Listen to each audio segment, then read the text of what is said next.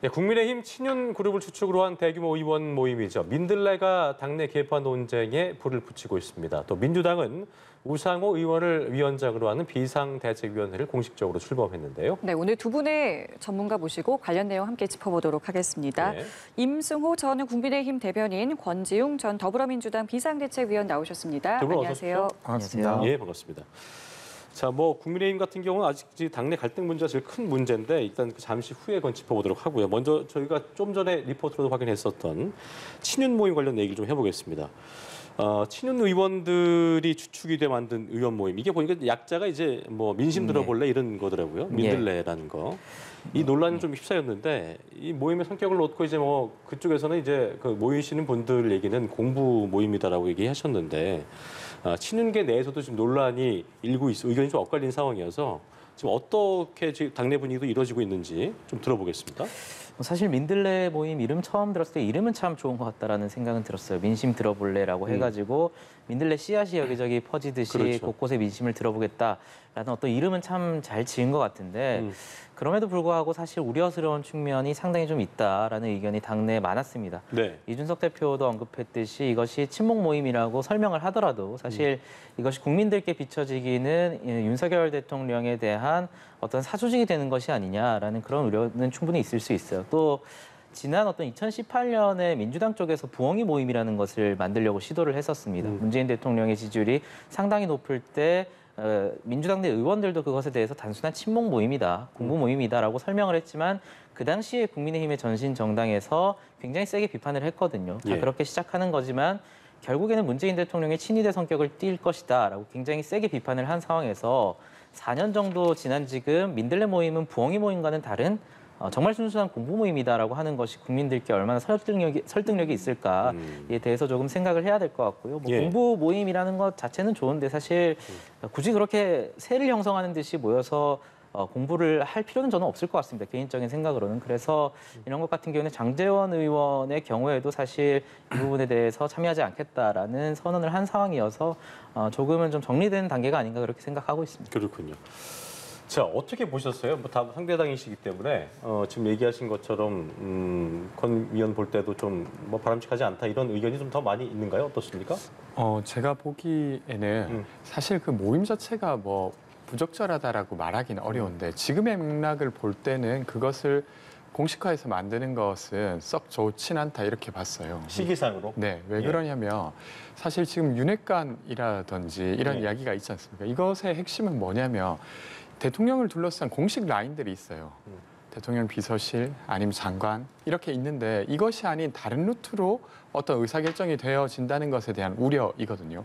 마찬가지로 원내에도 원내대표단이 있습니다. 권성동 대표를 중심으로 한. 근데 그것이 아니라 어떤 친윤 중심의 어떤 모임이 만들어지고 거기서 사실상 의사결정이 된다고 하면 국민의힘 내에 있는 한 120명의 의원들의 의사결정이 사실은 꼬이는 거예요. 그래서 그런 것들에 대한 우려가 지금 좀 드러났기 때문에 그런 상황이라고 하면 이 모임을 좀 자제하는 게 적절해 보인다 이렇게 생각합니다. 말씀을 조금 전에 해주셨습니다마는 장제원 의원이 이 민들레 불참의 뜻을 밝혔잖아요. 일단은 자신의 SNS에 이제 글을 올리면서 건강한 토론과 소통을 위한 모임이 활성화되기를 바란다라는 글을 남기기는 했는데 이 불참의 배경을 좀 들으신 게 있으신지요? 저도 정확한 상황 같은 경우에는 파악하지 못한 상황이지만 전 상황으로 봤을 때 사실 장제원 의원 본인께서도 상당히 부담을 느꼈을 가능성이 크다. 왜냐하면 이것이 단순히 모임을 구성하는 문제가 아니라 사실 이후에 언론 보도 같은 것들을 보면 권성동 원내대표가 조금 이 민들레 모임에 대해서 부적절하다라는 의견을 밝히면서 장제원 의원과 권성동 의원 사이에 갈등이 있는 것 아니냐라는 어떤 비하까지 지금 퍼지고 있는 상황이라서 그것에 대해서 장제원 의원 또한 부담감을 좀 느낀 상황이고 사실 장제원 의원의 경우에도 지금 이 상황에서 또다시 친윤이라든지 윤핵관 논란이 불거지면서 그 중심에 장제원 의원 본인이 서는 것에 대한 부담감이 굉장히 컸을 것이라고 생각을 해요. 그래서 사실 이런 어떤 친윤, 윤핵관이라는 논란이라는 것이 퍼지는 것 자체가 사실 문제가 있는 소지가 있을 수 있죠. 왜냐하면 윤석열 대통령이 윤석열 정부가 출범한 지 얼마 되지 않은 이런 상황에서 또다시 친윤, 개파 논란이라든지 윤핵관 논란에 빠지게 되면 윤석열 정부 또한 지금 국정을 운영하기 위한 동력을 상당 부분 잃을 수 있는 큰 리스크를 안고 갈 수 있는 부분이 있기 때문에 예. 장제원 의원께서도 그런 부분에 있어서 좀 현명한 판단을 하신 것 같습니다. 그러니까 오롯이 자의적 판단이다라고 좀 보시는 거죠? 뭐 장제원 의원의 경우에 뭐 외부적 압박을 받을 어떤 위치에 있는 분도 아니고 장제원 의원께서도 지금 결국에는 지금 언론이나 국민들의 시선이 굉장히 좀 큰 부담이 되는 것 아니겠습니까? 모든 정치인에게는. 예. 저는 그런 상황에서 어떤 외부적 압박에 의해서 장제원 의원이 이런 것을 밝혔다라고 해석하고 싶지는 않고 순수히 어떤 가장 큰 어떤 정치인에 있어서의 압박, 국민적 압박 그리고 국민적 시선에 있어서 현명한 판단을 한 것 같습니다. 알겠습니다. 자, 그리고 저희 아까 말씀드렸던 여당 내 당내 갈등 이제 뭐 가장 큰 이슈이기도 한데 이 얘기 좀 해보겠습니다. 자중하라는 당내 경고에도 불구하고 국민의힘 이준석 대표 그리고 정진석 의원 간 설전이 계속되는 모습인데 예. 이 대표가 이제 그 공항에서 추태라는 표현을 썼고 이에 대해서 정 의원이 뭐라고 답할까 좀 뭐 궁금했었습니다만 소위부답 예. 웃을 뿐 대답하지 않는다라는 예. 얘기를 했더니 여기에 또 소위부답은 행동으로 하는 거다 맞대응을 했어요. 물론 어제 이제 여당 지도부와 대통령 만나면서 윤 대통령이 당내 갈등 바람직하지 않다 이런 얘기 또 우려를 좀 표했기 때문에 예.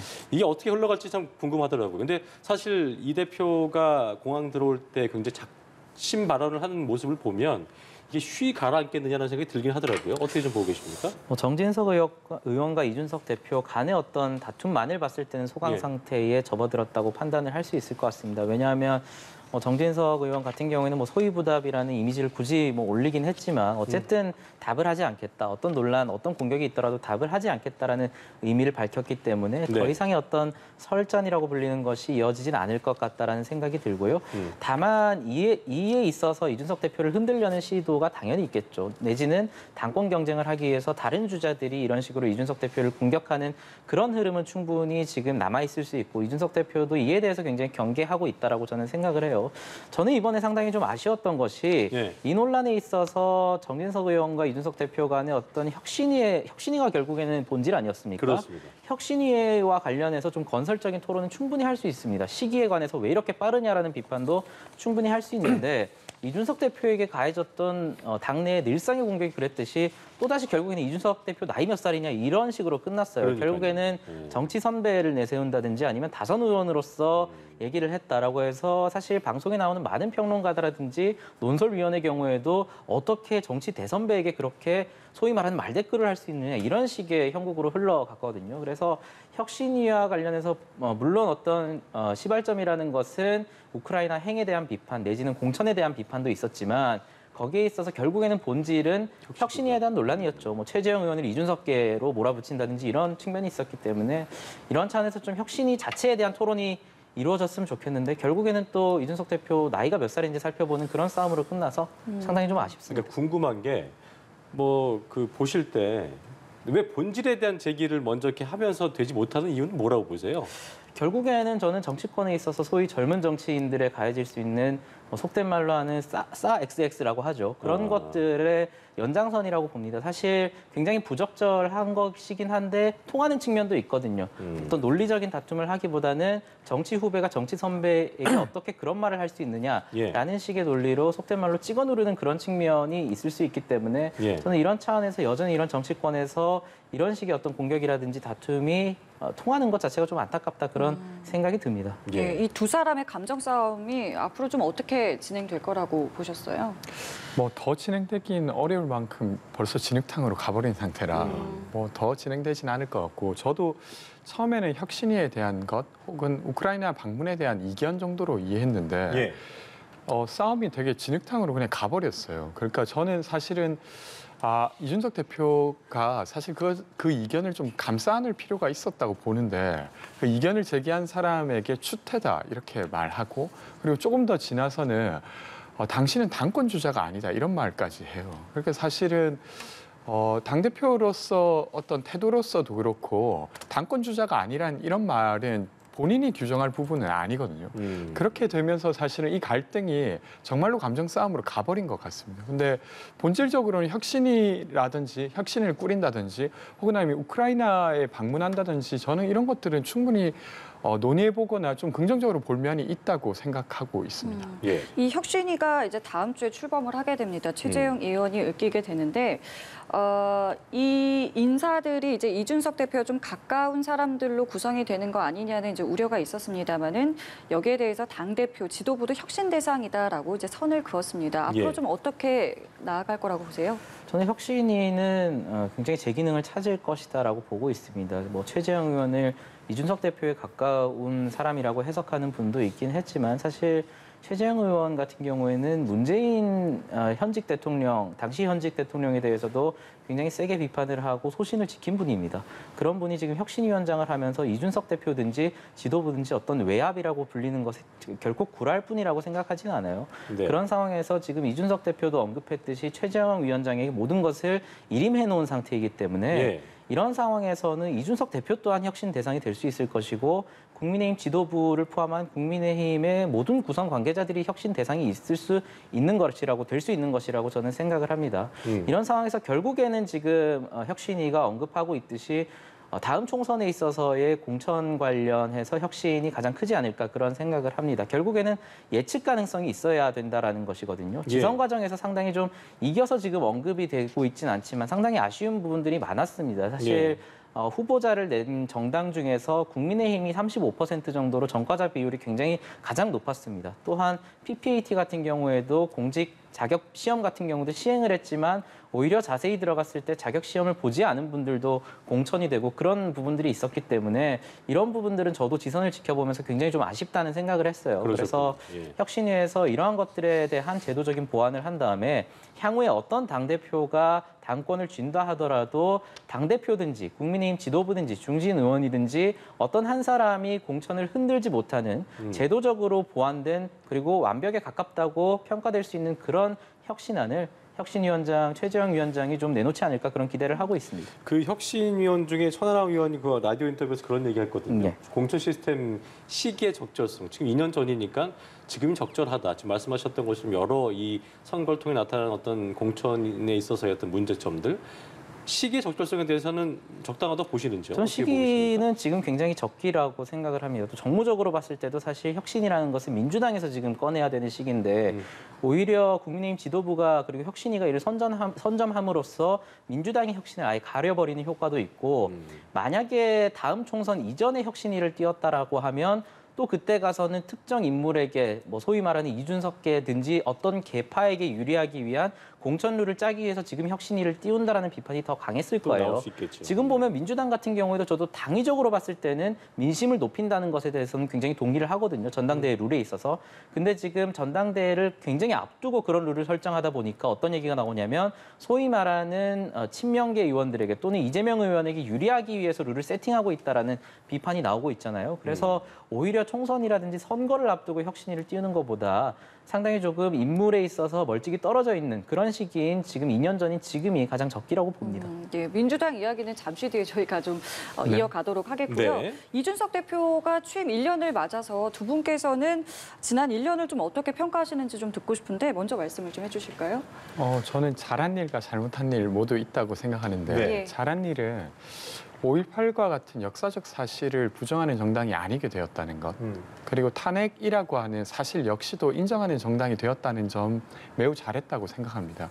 그것을 이끌었던 건 저는 이준석 대표가 아니었다면 좀 어렵지 않았을까 싶고 조금 아쉽거나 제가 생각하기에는 부적절하다고 보여지는 것은 두 가지 정도가 있는데 하나는 여성가족부 폐지와 관련된 담론이었어요. 그러니까 이게 사실 저는 부처를 조정할 수 있다고 생각합니다. 근데 이것을 문제를 제기하는 배경은 이런 건데 지금 청년들의 문제가 여성들을 지원하는 제도 때문에 발생하고 그렇기 때문에 이 부처를 없애야 된다라고 주장했었어요. 근데 이것은 제가 보기엔 사실도 아니거니와 좋은 해법도 아닙니다. 그런 부분과 또 장애인 이동권 관련해서 분명 그 시위로 인한 불편함이 있었고 거기에 공감하는 정치인이 필요했던 것은 맞지만 여전히 우리가 법에 의해서 권리를 보장하겠다고 하는 걸 지키지 못한 현실이 있어요. 근데 거기에 대한 해법은 제대로 풀지 않은 채로 그 다수의 시민들이 불편하다는 것만 부각하는 방식으로 이 문제를 담론화했던 것, 이런 것들은 사실은 저는 젊은 당대표에게 좀 기대할 만한 모습은 아니었어요. 끝으로 이제 차별금지법과 관련해서도 처음에 당대표가 되었을 때 그 이야기를 살짝 했다가 당내에 분란이 있으니까 바로 다시 되돌렸거든요. 그러니까 담론적으로 보면 진일보한 담론은 거의 없었다, 이렇게 보여집니다. 예. 우리 대변인께서도 좀 객관적 시각으로 좀 보셨을 때 뭐 잘한 부분은 이제 뭐 선거에서 예. 많이 이기도 했고 여러 예. 잘한 부분들이 있는데 비판될 부분들이 또 있을 것 같아요. 어떤 걸 좀 꼽으시겠습니까? 뭐 잘한 점과 어떤 못한 점이라고 표현되는 것들 좀 말씀드리면, 잘한 점 같은 경우에는 어쨌든 정치는 결과로 증명을 하는 그러니까요. 거죠. 대선과 지선을, 특히나 지선 같은 경우에는 대승을 했다라는 점에서 이를 부정하는 것은 지나친 평가절하라고 보고, 또 앞서 언급됐듯이 어떤 토론 배틀을 통해서 당직을 선발한다든지, 아니면 지방선거 과정에 있어서 최소한의 어떤 적성을 검사할 수 있는 공직자 역량 평가 시험이라든지 이런 것들을 도입한 것은 사실 국민적 시선에 맞춰가는 굉장히 훌륭한 작업들이었다라고 생각을 합니다. 예. 다만 아쉬운 점도 사실 분명히 있습니다. 물론 공천관리위원회의 잘못도 있겠지만 지선을 치르는 과정에서 앞서 언급했던 어떤 전과자 후보들의 비율이라든지 사실 저는 좀 부끄럽더라고요. 왜냐하면 대선을 치르는 과정에서 우리가 이재명 후보, 당시 후보에 대해서 굉장히 전과라든지 음주운전에 대해서 굉장히 세게 비판을 했는데, 그렇죠. 정작 지방선거에 들어왔을 때 전과자 비율이 굉장히 높고 음주운전을 하신 청년분들도 굉장히 좀 있길래 저는 이 부분에 있어서 상당히 좀 안타깝다라는 생각이 들었고, 또 대선을 치르는 과정에서 조금 안타까웠던 것은 사실 마지막쯤에 있어서 이준석 대표가 두 자릿수 정도의 차이가 날 수 있다, 굉장히 좀 크게 이길 것이다라는 발언을 했는데, 사실 저도 그 발언을 굉장히 좀 신뢰하고 있어서 출구조사 때 좀 충격을 받았습니다. 그런 측면에 있어서 또 그것을 지선 과정에 있어서는 여론조사에 대해서 굉장히 좀 신중하게 접근을 하고 굉장히 박빙이다 라는 그런 언급을 하면서 시정하는 과정을 거쳤잖아요. 그래서 저는 이런 부분에 있어서 이준석 대표 또한, 물론 결과적인 부분에 있어서 뭐 대선과 지선을 모두 이긴 당대표이기 때문에 굉장히 좀 결과적으로 훌륭한 당대표이면서 이런 다소 아쉬운 부분들을 충분히 피드백하고 시정해 나가는 과정이 있다, 그렇게 평가합니다. 예. 자, 그럼 이번에는 민주당 이야기를 해보겠습니다. 네. 민주당에서는 이제 우상호 위원장을 중심으로 한 새 비대위가 출범을 했습니다. 글쎄요, 과제가 굉장히 산적한 것 같은데 2개월여의 짧은 기간입니다. 이제 8월까지요. 글쎄요, 얼마나 혁신을 할 수 있을 거라고 일단 지금 보고 계세요?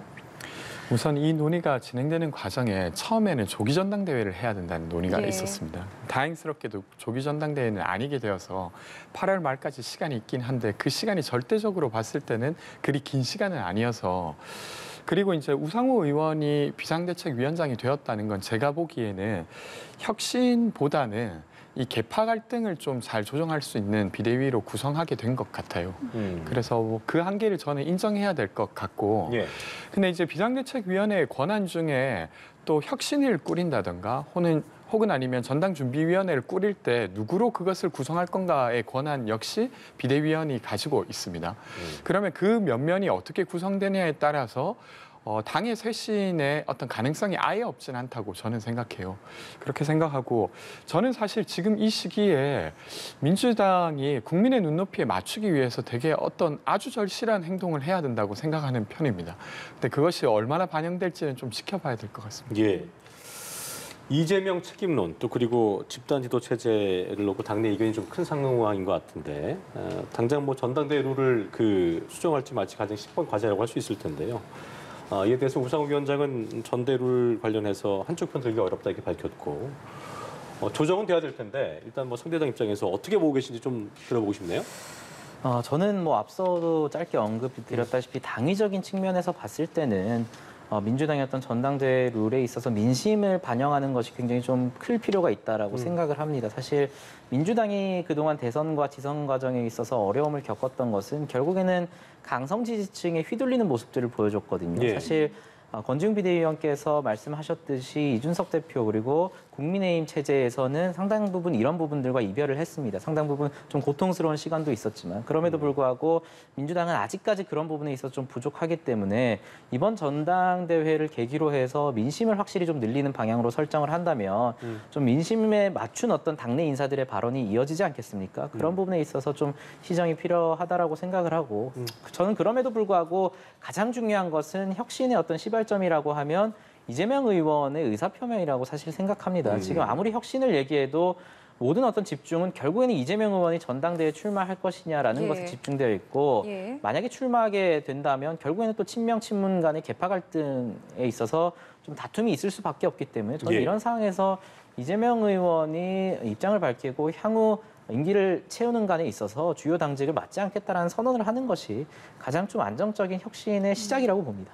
결국 중요한 것은 이재명 의원이 앞으로 어떻게 할 것이냐라는 말씀이신데요. 제가 뭐라고 말씀드리기가 참 왜냐하면 말씀해 주셔야 이게 됩니다. 예. 저는 사실은 이재명 그 의원님께서 꼭 이번 전당대회가 아니어도 괜찮다라고 생각합니다. 그건 뭐 이번이 아니어도 네, 이 민주당뿐 아니라 이재명 후보를 위해 의원을 위해서도 예. 그렇게 생각하는데 또 본인의 의사가 있기 때문에 제가 뭐 함부로 꼭 그래야만 한다 이렇게 말씀드리기는 어려울 것 같고요. 저는 좀 다른 측면에서는 그러니까 사실 민주당을 혁신하는 목소리가 이 세상에 없어서 문제가 아니라 이미 있는데 그걸 민주당의 중심으로 가져오지 않는 게 지금 제가 볼 때 이 민주당의 어려움이에요. 그럼 전당대회라고 하는 거 예. 시도당을 돌아가면서 계속 전당대회를 하는 겁니다. 거기 시도당 위원장을 한 명씩 뽑으면서 맨 마지막에 서울 전당대회를 하면서 최종으로 당대표가 뽑히는 거죠. 그러면 그때 역시도 그 당권에 도전하는 후보자들의 말만 들을 것이 아니라 그 전당대회 중심마다 보통 사람들의 이야기를 듣는다고 하면 저는 민주당의 분위기가 완전히 달라질 수도 있다고 생각합니다. 그런 식의 여러 가지 혁신안들이 저는 가능하다고 보기 때문에 그런 논의들을 좀 더 해보면 어떨까 이런 말씀을 드리고 싶습니다. 일각에서는 전당대회를 조금 미루는 것이 어떠냐는 의견이 나온다고도 예. 보도가 나오고 있습니다. 네. 이 부분은 실현 가능성이 있다고 보세요? 비상대책위원회가 꾸려지기 전에 그 논의가 좀 세게 있었다면 저는 논의도 해볼 수 있을 것 같은데 지금은 그런 상황은 이유기 때문에 네, 어렵다. 이미 꾸려져 있고 이 비대위 역시도 8월 말까지라고 생각하고 일들을 진행하고 있을 거라 그것은 현실적으로 좀 어렵지 않을까 싶습니다. 예. 알겠습니다. 자, 여론조사 결과 좀 살펴볼 텐데요. 차기 대통령감 선호조사에서 이재명 의원과 오세훈 서울시장이 나란히 1, 2위를 기록했습니다. 또 한동훈 법무장관, 김동연 경기지사도 이름을 올렸는데 선다행이 아니라 자유응답 방식으로 조사가 네. 됐습니다. 어떤 의미라고 좀 해석하셨습니까? 저는 뭐 큰 의미는 솔직히 둘 필요가 없다라고 큰 의미는 생각을 없다? 합니다. 더군다나 예. 지금 자유응답 형식으로 생각나는 분들을 호명하는 형식이라서 최근에 지방선거라든지 정치권에서 이름이 많이 거론된 분들이 사실 기억될 수밖에 없고 그분들을 응답하는 과정이 될 수밖에 없기 때문에 사실 큰 의미는 없지만 어쨌든 특히나 국민의힘 입장에서는 오세훈 시장의 경우에는 상당 부분 좀 눈여겨볼 만한 지점이 있다라는 그런 생각은 할 수 있습니다. 왜냐하면 지선을 치르는 과정에 있어서도 일부 구청장, 서울시 내의 구청장의 경우에는 민주당에 뺏긴 지역도 있는데 예. 그 지역, 모든 지역에서 사실 오세훈 시장은 이겼거든요. 결국에는 중도층 확장성이 굉장히 큰 후보다라는 것이 있기 때문에 굉장히 좀 시기는 멀지만 앞으로 4년간의 시정을 어떻게 함에 따라 있어서 따라서 본인이 만약에 대권 도전에 대한 의사가 있다라면 이 부분을 굉장히 좀 키워나갈 수 있는 부분이라고 생각은 하지만 여전히 사실 다음 대선은 상당히 시기적으로 봅니다. 왜냐하면 이번 대선 기준으로 보면 4년 전에 국민의힘에서 전신정당에서 가장 유력한 후보였던 분은 황교안 총리였거든요. 그리고 그렇죠. 대선을 치르기 약 1, 2년 전만 해도 문재인 정부 하에서 검찰총장을 지내시는 분이 대통령 후보로 상대당의 대통령 후보로 나와서 당선이 될 것이다라는 것은 거의 아무도 예측을 하지 못했을 겁니다. 그렇습니다. 이런 상황에서 그냥 어떠한 인물들이 있는지 참조 정도만 하면 될 것 같습니다. 네. 어떤 인물 좀 눈여겨 보셨어요? 그냥 여기 올라온 인물 다 약간 이제 지방선거나 혹은 아니면 윤 정부가 출범하면서 좀 기대되는 정치인이구나. 그렇죠. 이렇게 좀 이해되고 뭐 이번 대선을 보면서도 사실 이번 대선의 유력한 주자들이 불과 1년 사이에 발굴된 분들이에요. 그래서 지금 시점에서 정말로 대선에 영향을 미칠 것 같다 이렇게 보기는 어려울 것 같습니다. 예, 알겠습니다. 지금까지 지금까지 두 분의 전문가와 함께 이야기 나눠봤습니다. 오늘 예. 말씀 고맙습니다. 고맙습니다. 고맙습니다. 네.